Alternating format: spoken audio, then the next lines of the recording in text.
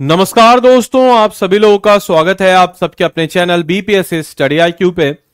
दोस्तों, जैसा कि आप सब लोगों को पता है कि साल 2025 बिहार के स्वर्णिम इतिहासों में लिखा जाने वाला साल है अगर हम लोग बात करते हैं वैकेंसीज की। और उसी क्रम में एक जबरदस्त वैकेंसीज यानी कि बीपीएससी एडीओ की वैकेंसीज जो कि 935 सीटों के लिए आपके समक्ष हाजिर है। आप सभी लोगों ने फॉर्म इसका फिलअप कर लिया होगा, ऐसा मैं उम्मीद करता हूं। नाउ द कंसर्न इज कि आप सबको पता है कि पेपर आपका 200 नंबर का होना है और ये 200 नंबर पे आपके मेरिट निर्धारण होगा और इस 200 नंबर में आपको 160 नंबर लाना चाहिए अगर आपको इंश्योर करना है कि आप इस एग्जाम को क्लियर करें। इस एग्जाम की सबसे अच्छी बात यह है कि इस एग्जाम में कोई मेंस नहीं है, कोई इंटरव्यू नहीं है, सिर्फ और सिर्फ एक एग्जाम है। यानी कि अगर आप एक दिन बहुत ही तगड़ी अपनी मेहनत कर ले, अच्छा अपना एफर्ट लगा ले, तो नौकरी आपके समक्ष एक रिजल्ट से आ जाएगी। तो आज के इस वीडियो में हम लोग चर्चा करने वाले हैं बीपीएससी एडीओ में टारगेट 160 यानी कि 160 नंबर एटलीस्ट आपको इंश्योर करना है।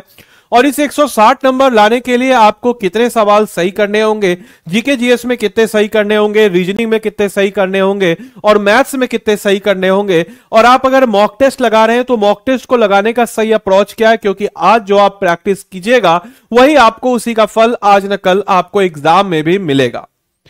तो आइए सबसे पहले हम लोग जानते हैं इस एग्जाम के बारे में कि जैसा कि दोस्तों आप सब लोग को पता है कि यह एग्जाम जो है पहली बार हो रहा है। तो इतना तो आपको पता ही होगा कि इस एग्जाम का कोई भी प्रीवियस ईयर क्वेश्चन नहीं है, नो प्रीवियस ईयर क्वेश्चन।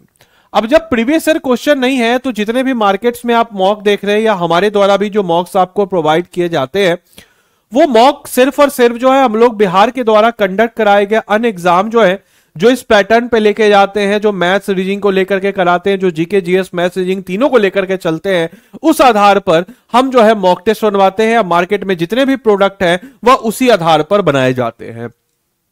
क्योंकि इसकी परीक्षा जो है पहली बार हो रही है, फर्स्ट टाइम इसकी परीक्षा हो रही है और फर्स्ट टाइम परीक्षा हो रही है तो स्वाभाविक सी बात है कि आने वाले वक्त में जब दूसरी परीक्षा होगी तो एक रेफरेंस होगा। तो आपको के पास सबसे अच्छा मौका है, क्योंकि पहली बार जो परीक्षाएं होती है वो ज्यादातर ऐसा देखा गया है कि वो आने वाली परीक्षाओं से आसान रहती है। तो सबसे पहले अगर हम इस एग्जाम के सिलेबस के ऊपर एनालाइज करते हैं तो आपको पता होगा कि यहां पे आपके समक्ष सिर्फ और सिर्फ जो है एक मतलब कि सिर्फ और सिर्फ एक दिन पेपर होगा। और लैंग्वेज का सबसे पहले अगर हम लोग बात करते हैं, लैंग्वेज का पेपर सबसे पहले होगा। लैंग्वेज के पेपर में एक पेपर होगा आपके समक्ष हिंदी का, दूसरा पेपर आपके समक्ष होगा इंग्लिश का। हिंदी में 70 नंबर का होगा, इंग्लिश का 30 नंबर का होगा। याद रखिएगा इसमें से आपको स्कोर जो है इसका नंबर आपके नहीं जुड़ना है, केवल और केवल यह आपके क्वालिफाइंग होगा।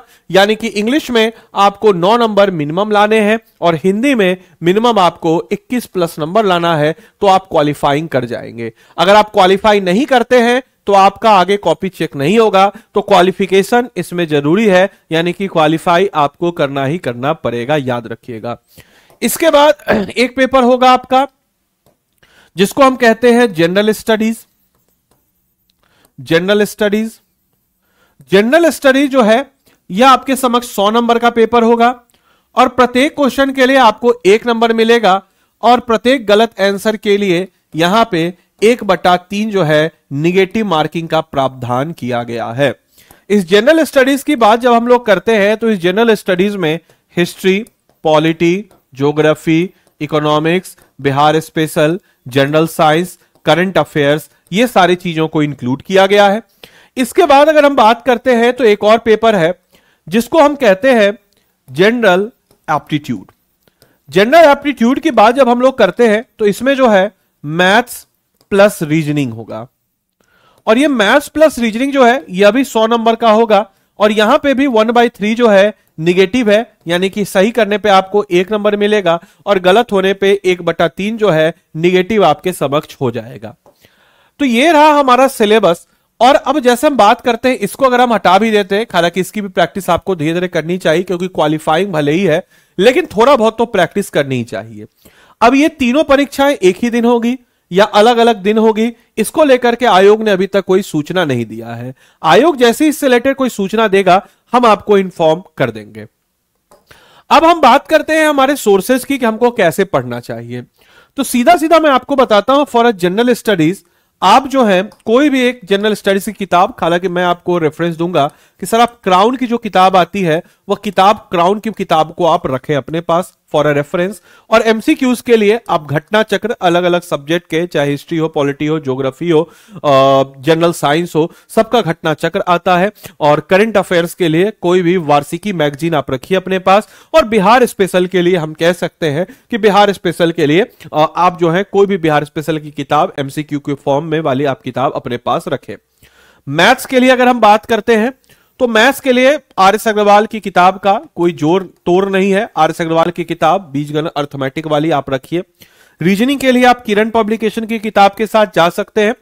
अब आपके मन में प्रश्न आ रहा होगा कि सर मैथ्स पहले शुरू करें कि रीजनिंग पहले शुरू करें, तो हम आपको रिकमेंड करेंगे रीजनिंग पहले शुरू कीजिए। क्यों?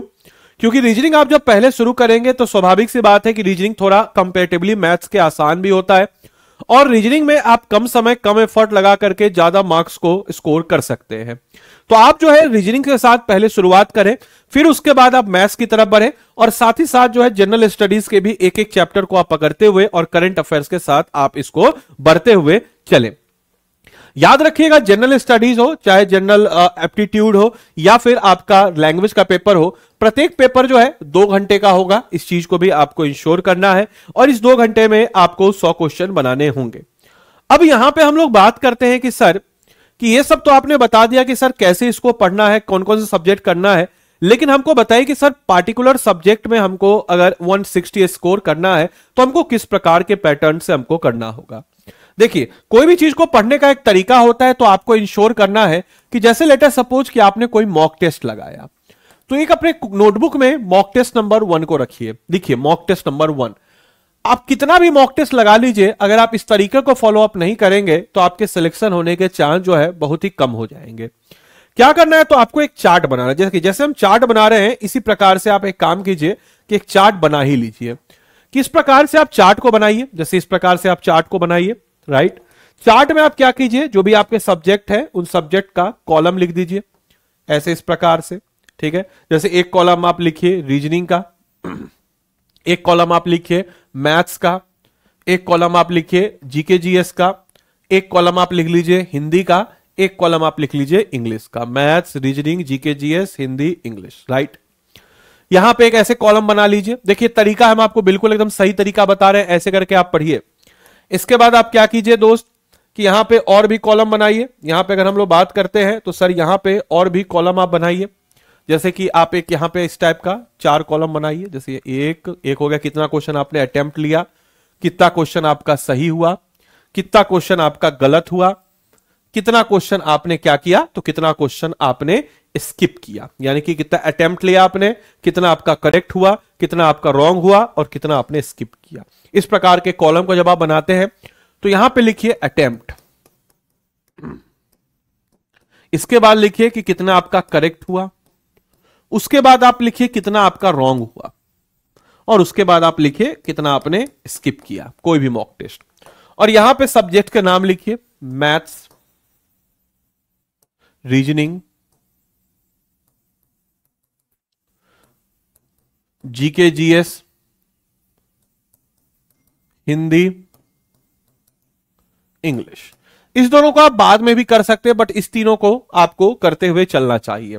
जैसे लेटर सपोज आप इमेजिन कीजिए, मैं एक हाइपोथेटिकल सिचुएशन लेता हूं। आप सबको पता है कि मैथ्स और रीजनिंग को मिलाकर के 100 नंबर का आना है, तो 50 नंबर मैथ्स से आया, 50 नंबर रीजनिंग से आया, और ये 100 नंबर का आपका जीके जीएस का रहा। तो जैसे लेटर सपोज कि 50 क्वेश्चन आपने किसी मॉक में मैथ्स का बनाया, और उस मॉक में मैथ्स का बनाने के बाद आपने अटेम्प्ट किया, मान के चलिए कि 35 क्वेश्चन को आपने अटेम्प्ट किया। इस 35 क्वेश्चन में लेटर सपोज मान के चलिए कि आपके 25 सही हुए। एक हाइपोथेटिकल सिचुएशन लेते हैं, 25 सही हुए, तो गलत आपके कितने हो जाएंगे, तो गलत आपके हो जाएंगे 10। और कितने क्वेश्चन को आपने स्किप किया, तो 15 क्वेश्चन को। ऐसे चार्ट को फिलअप कीजिए। अब देखिए होता क्या है कि अब जैसे पहले मैं चार्ट को आपको फिलअप करना बता देता हूं। अब इसके बाद आपने क्या किया, तो सर आपने रीजनिंग का लिया। रीजनिंग का आपने कितने क्वेश्चन बनाया, तो 45 क्वेश्चन आपने अटेम्प्ट लिया। इसमें से आपका कितना सही हुआ, इसमें से आपका हुआ सही कि 37 सही हुआ। लेटर सपोज कि आपका सही कितना हुआ, तो 37 सही हुआ। तो गलत कितना हुआ, तो तो 5 3 8, 8 आपका गलत हुआ। और अटेम्प्ट आपने कितना का नहीं लिया, तो 5 क्वेश्चन को आपने स्किप किया, राइट। ऐसा ही जीके जीएस का 100 नंबर का जीके जीएस बनाए, इसमें आपने लेटर सपोज कि 70 क्वेश्चन को अटेम्प्ट लिया, इसमें से सही आपका कितना हुआ, तो सही आपका इसमें से हो गया 40। लेटर सपोज 40 आपका सही हुआ, 30 जो है आपका गलत हुआ, और स्किप जो है आपने कितना किया, तो स्किप भी आपने 30 किया, राइट। ऐसे आप हिंदी का भी कर सकते हैं, जैसे लेटर सपोज कि हिंदी जो है 70 नंबर का है, तो 70 नंबर और ये 30 नंबर का है, तो इसका आप हिंदी इंग्लिश में भी कर सकते हैं, बट हमारा जो मेन जो हमारा मेरिट है अभी हम उसकी चर्चा करेंगे।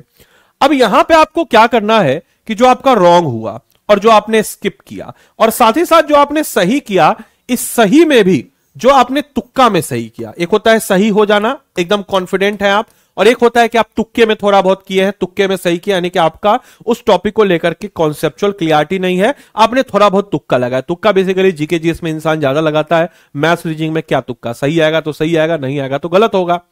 तो ज्यादातर फिर भी अगर थोड़ा बहुत आप तुक्का वगैरह खेल रहे हैं, तुक्का वगैरह ऑप्शन के साथ, तो उस तुक्का वाले को भी आप गलत मानेंगे, रॉन्ग को तो आप गलत मानेंगे ही मानेंगे, और स्किप वाला ऑप्शन जो आपको नहीं आ रहा है उसको भी आप गलत मानते हुए क्या करेंगे, तो अपने साथ एक नोटबुक को रखेंगे। जैसे लेटर सपोज आप क्या करें, तो एक यहां पे ऐसे इस टाइप का आपने बना लिया, अब अपने साथ आप क्या करेंगे, तो अपने साथ एक नोटबुक को रखिए।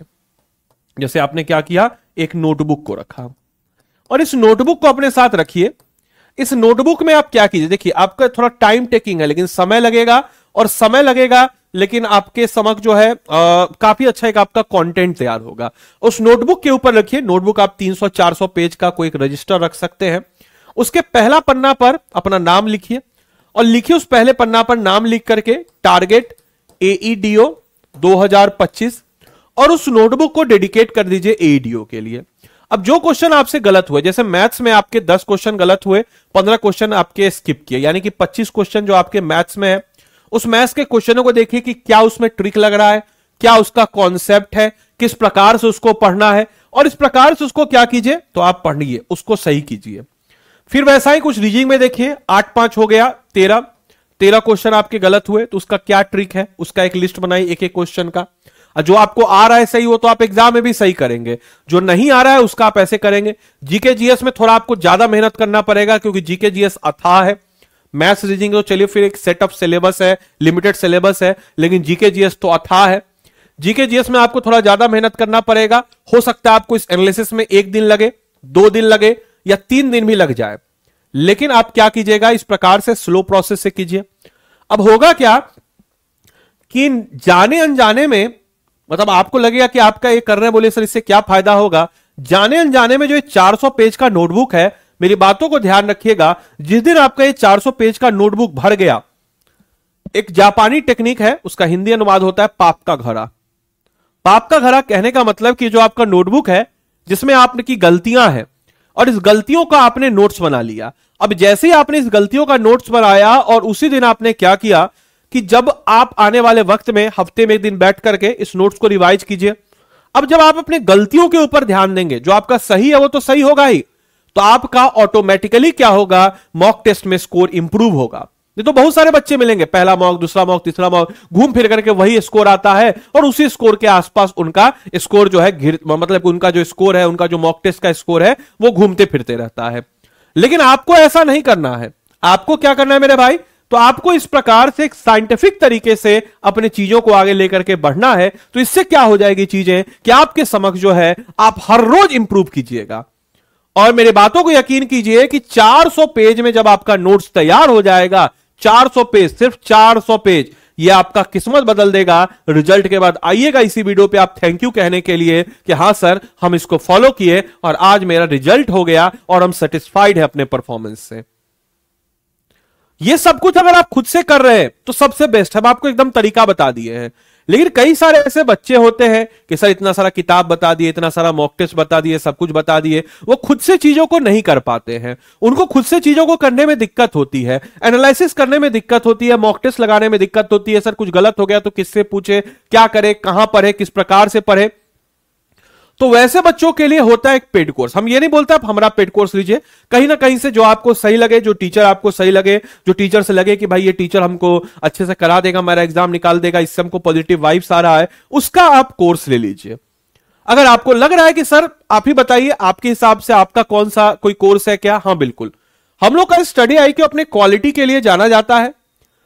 अन्य आप लोग कमेंट कीजिएगा, उससे पहले हम बता देते हैं अन्य संस्थानों के कंपेयर में हमारा कोर्स थोड़ा महंगा होगा, हम आपको क्लियर कट बता देते हैं।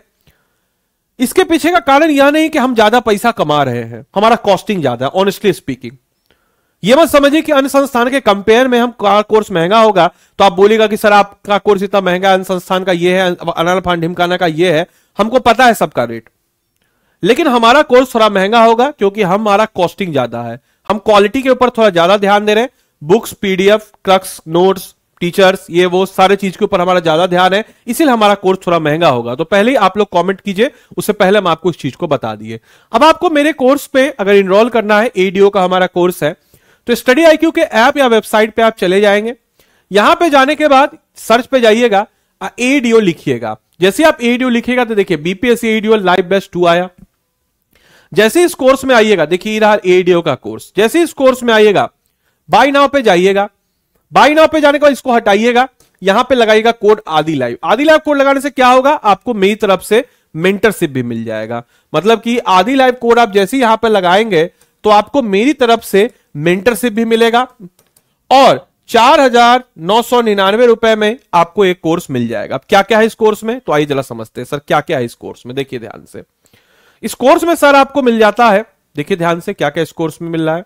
तो इस कोर्स में सर आपको मिल रहा है, इसको देखिए 45 डेज का live classes, special focus Bihar specific topic पे, क्रक्स नोट्स हिंदी मटेरियल में, टेस्ट सीरीज में मिल जा रहा है, monthly current affair session, access lecture जो PPT note, full length mock test इसमें आपको मिल जाता है। और अगर आप मेरा कोड लगाते हैं दोस्त, तो मेरा कोड अगर आप लगाते हैं तो यहां पे आपको आदि लाइव लगाने से मेरी तरफ से एडिशनल मेंटरशिप भी मिलता है। 350 से 450 प्लस घंटे की लाइव क्लासेज होंगी, जिसमें आपको maths, reasoning, GK GS, general science, current affairs, जिसमें से बिहार स्पेशल मेरे द्वारा इसमें कराया जाएगा, साथ ही साथ बिहार करंट अफेयर्स मेरे द्वारा ही कराया जाएगा। तो देरी किस बात की, जाइए इस कोर्स में इनरोल हो जाइए। अगर आपको ट्रस्ट हो तो 4,999 रुपए में आदि लाइव कोड को लगाइएगा, मैक्सिमम डिस्काउंट होगा। बाद में वो बोलेगा सर आपका मेंटरशिप नहीं मिला, मेरे भाई आदि लाइव कोड लगाइएगा तभी आपको मेरा मेंटरशिप मिलेगा। और मेरे मेंटरशिप के तहत जो है आप 4,999 में इस कोर्स में अपने आप को इनरोल करके अपनी तैयारी को मजबूती प्रदान कर सकते हैं। तो मिलते हैं हम लोग अगले सेशन में, तब तक के लिए सारे बच्चों को bye bye, take care, thank you and thanks for watching this session.